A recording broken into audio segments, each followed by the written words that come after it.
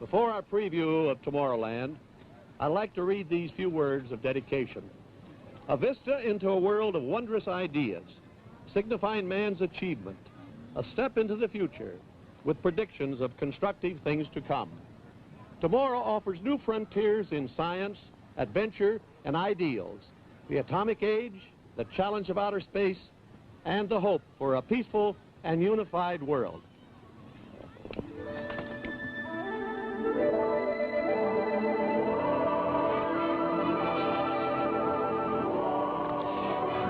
Fair exhibits that features the audio animatronics is the Carousel Theater of Progress.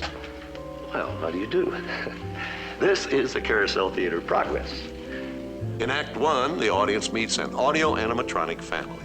The time is just before the turn of the century. Father, the host, tells the joys of living in the pre-electric era. Next, our audience moves to Act 2 and the 1920s. Now the family has all kinds of new contraptions to make life more enjoyable, including a crystal radio. Then our audience moves to the fabulous 40s, the beginning of the electronic era and the age of television. The last act of the Carousel Theater shows the wonderful family life of today with its leisurely push-button living. Now let's go over to the full-scale set. Fellas, will you clear the set? We want to have a little dry run. Girls, can you let that go for a while? We just want to do a little dry run on this thing. Okay, Waithel, you ready? This is the stage for Act 1 of the Carousel Theater of Progress. Stages for the other acts are being assembled at other places in the studio for a complete audio animatronic dress rehearsal. Now, this contraption here might look like something from outer space, but it's actually a control harness for programming the actions and gestures of our audio animatronic figures. Shall we space? But it's actually a control harness for programming the actions and gestures of our audio animatronic figures. Shall we show them how it works? Really well. This is the Carousel Theater host. Whatever the man in the harness does, this figure will respond simultaneously in the same manner. Would you care for your life? I don't think we better. No smoking on the stage. You can, read the newspaper. How about showing them how you read the newspaper? What's the date of that thing? 1890. The operator of the control harness has to be a bit of a ham actor, as you can see. Now, you know, all of the operator's actions are recorded on tape, and separate tapes are made for each of our figures. And it takes lots of rehearsal and refinement to get the gestures to be lifelike. Adding dialogue is a separate operation. For this, the operator synchronizes his lip movements with a pre-recorded dialogue track. In this way, we make the figures talk. This electronically controlled method of programming can give us a wide range of movements. A broad gesture, to the wink of an eye. That's it. Thank you. Now, for a better understanding of the Carousel Theater, Let's go over to the brain of the audio animatronic figures. these machines are what make the audio animatronic figures move and talk. The actions, including facial expressions from the lifting of an eyebrow to a smile and the dialogue, are programmed on tape. Okay, ready for a demonstration, Herb? Now, when this first machine finishes with its phase, as it is going to do pretty soon, it'll trigger this other machine, which programs the next phase of the show. Now, while this is happening, the first machine will rewind itself to its starting point. Yet during this interchange, we don't lose so much as the wink of an eye. Public need was changed, replaced by a better idea. People and vehicles are constantly in motion at Disneyland. Here, people travel aboard almost every method of transportation man has ever designed. Provocative new ideas, like the first monorail system in the Western Hemisphere, have demonstrated their potential in this practical proving ground. Disneyland vehicles have carried 340 million passengers in comfort and speed and have traveled more than 19 million miles in unequaled safety. To plan Disneyland, Walt Disney long ago established a design organization. It fulfills all the functions it set out to accomplish, unself-consciously, usefully, and profitably to its owners and developers. I find more to learn in the standards that have been set and in the goals that have been achieved. And now, here is Walt Disney. Welcome to a little bit of Florida here in California. This is where the early planning is taking place for our so-called Disney World project. Now, the purpose of this film is to bring you up to date about some of the plans for Disney World. But before I go into any of the details, I want to say just a word about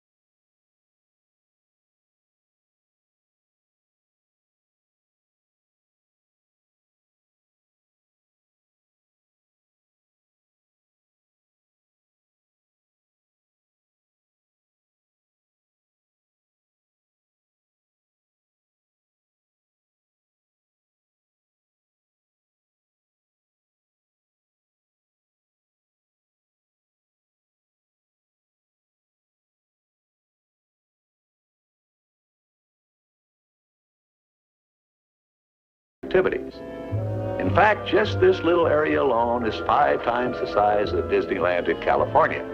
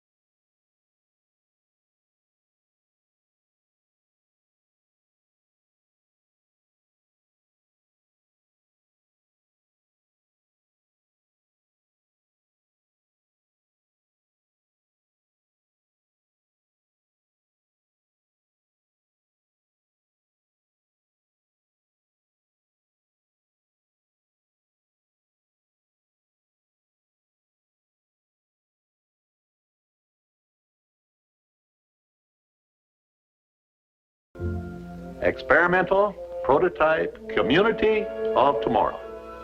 Here it is in larger scale.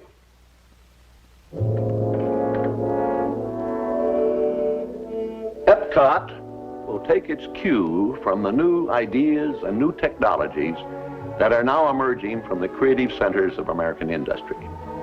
It will be a community of tomorrow that will never be completed, but will always be introducing and testing and demonstrating new materials and new systems. And Epcot will always be a showcase to the world for the ingenuity and imagination of American free enterprise. I don't believe there's a challenge anywhere in the world that's more important to people everywhere than finding solutions to the problems of our cities. But where do we begin? How do we start answering?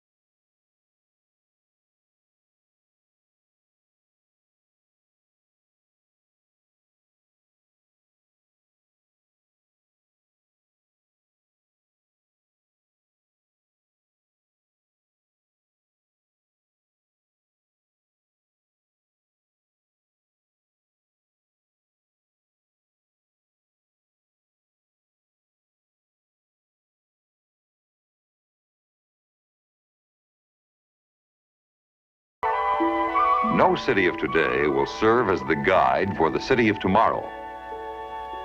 Epcot will be a planned environment, demonstrating to the world what American communities can accomplish through proper control of planning and design.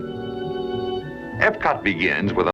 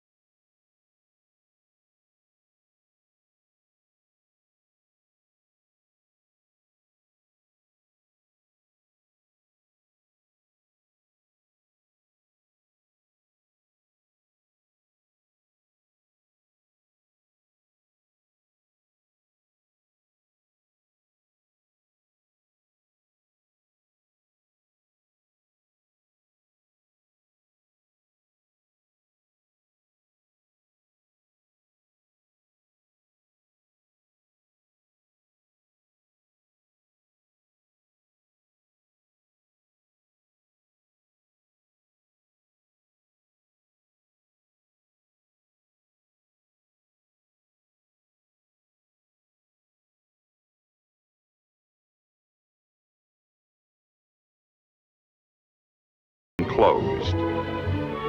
In this climate-controlled environment, shoppers and theater goers and people just out for a stroll will enjoy ideal weather conditions, protected day and night from rain, heat and cold, and humidity. Here, the pedestrian will be king, free to walk and browse without fear of motorized vehicles. Only electric-powered vehicles will travel above the streets of Epcot's Central City. This towering hotel is the visual center of Epcot, the shining jewel at the center of the city. It will offer tourists and vacationers not only the most modern guest rooms and convention facilities, but also a 7-acre recreation deck located high above the pedestrian and shopping areas of the city.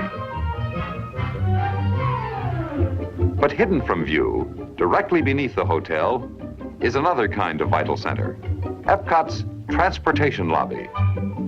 Although out of sight to hotel guests, this transportation terminal will play a key role in the City of Tomorrow's ability to meet the needs of both visitor and resident.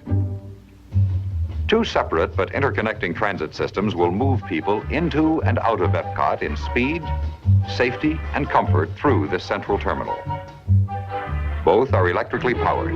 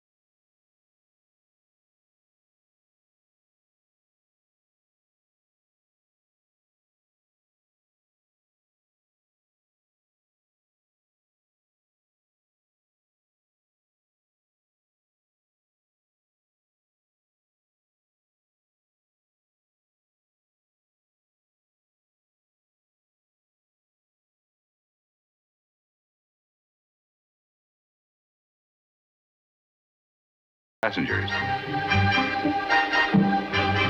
The cars you see here are approximately 5/8 scale, considerably smaller than full-size passenger cars would be for city use. Epcot's People Mover is a silent, all-electric system that never stops running.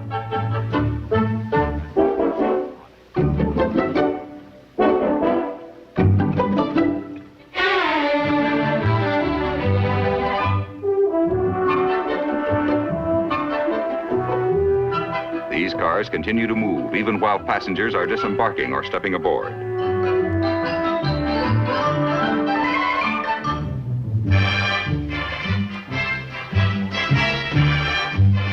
Power is supplied from a series of motors embedded in the track, completely independent of the cars. No single car can ever break down and cause a rush hour traffic jam in Epcot. Because the cars run continuously, there will be no waiting in stations for a Wedway People Mover. The next car is always ready.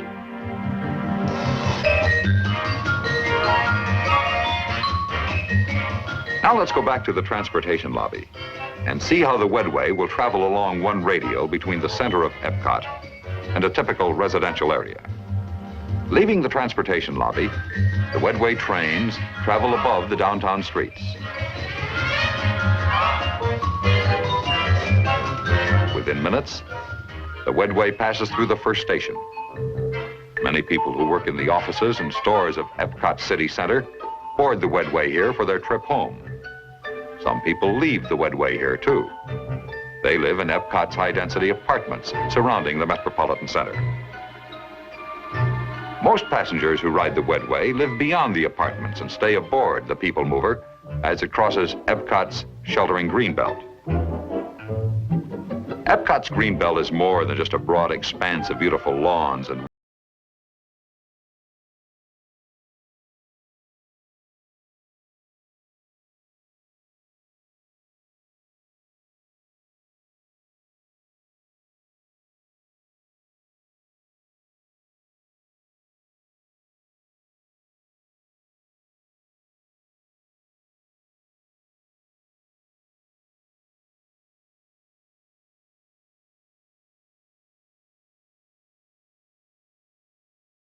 in a wide green area that provides light recreation activities for adults and play areas for children.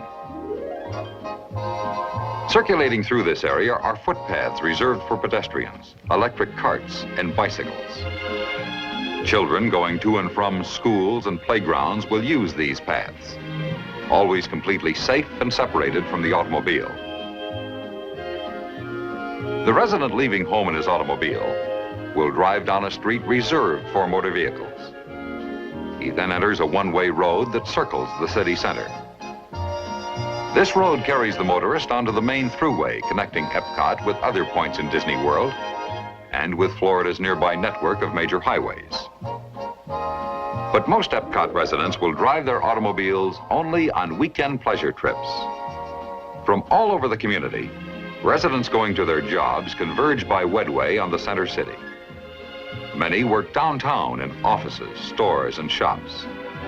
But most employees go beyond the city core to their jobs. From the transportation lobby, monorail trains carry employees either to the theme park or to Epcot's 1,000-acre industrial park.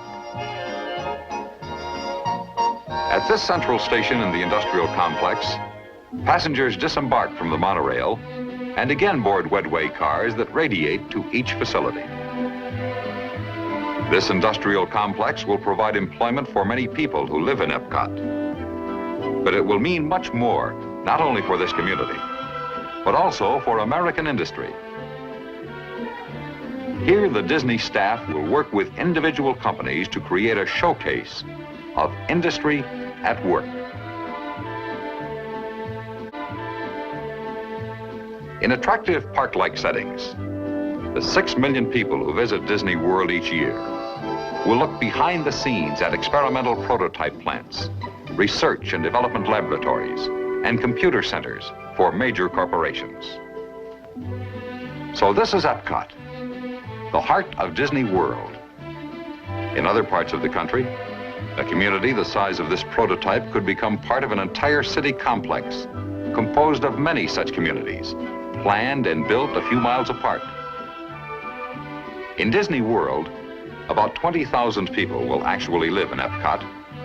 Their homes will be built in ways that permit ease of change so that new products may continuously be demonstrated.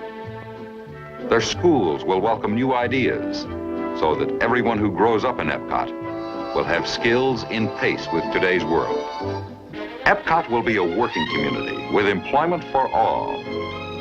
And everyone who lives here will have a responsibility to help keep this community an exciting, living blueprint of the future. And now here again is Walt Disney. That's the starting point for our experimental prototype community of tomorrow. And now, where do we go from these preliminary plans and sketches? Well, a project like this is so vast in scope that no one company alone can make it a reality. But if we can bring together the technical know-how of American industry and the creative imagination of the Disney organization, I'm confident we can create right here in Disney World a showcase to the world of the American free enterprise system. I believe we can build a community that more people will talk about and come to look at than any other area in the world. And with your cooperation, I'm sure this experimental prototype community of tomorrow can influence the future of city living for generations to come. It's an exciting challenge, a once-in-a-lifetime opportunity for everyone who participates. Speaking for myself and the entire Disney organization, we're ready to go, right? See the future first at the New York World's Fair. Your visit will be a vacation, an education, an inspiration. Wonder at the world to come. See colonies on the moon and at the bottom of the sea. Thrill to 4 new spectacles produced by Walt Disney, especially for the fair. It's a small world. Ford's Magic Skyway. Great moments with Mr. Lincoln and General Electric's Carousel of Progress. Here to tell you about it is Walt Disney.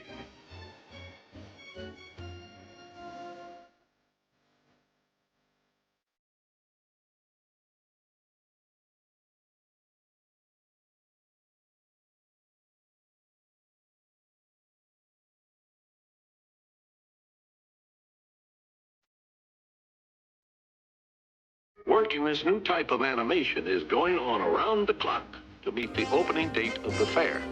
Here, humanity's arts and ideas, products and progress will be gathered in a fantasia of friendship and hope. Take a trip to the moon and beyond as you are propelled from the outer reaches. Talk and act like human beings. Work in this new type of animation is going on around the clock to meet the opening date of the fair. Here, humanity's arts and ideas, products and progress will be gathered in a fantasia of friendship and hope.